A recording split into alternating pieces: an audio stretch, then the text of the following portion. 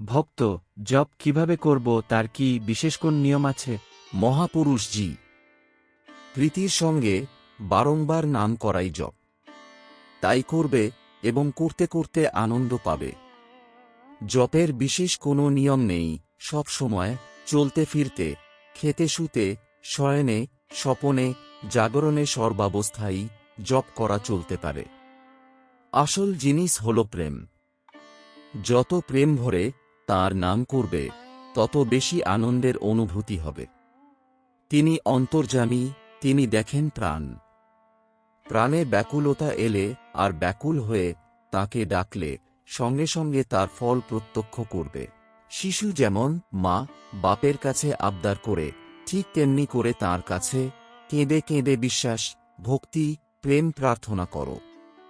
তিনি জীবন্ত জাগ্রত দেবতা, পতিতপাবন, কলিকলমসহারী, পরমকারুণিক, ভক্তবৎসল ও প্রেমময় প্রভু। খুব তাঁর নাম করে যাও। সর্বাবস্থায় যতটা পারো ততটা জপ তো করবেই, কিন্তু বিশেষ করে সকাল সন্ধ্যায় নিয়ম করে নির্দিষ্ট একই স্থানে বসে জপ ধ্যান করা খুব দরকার, তাই করো।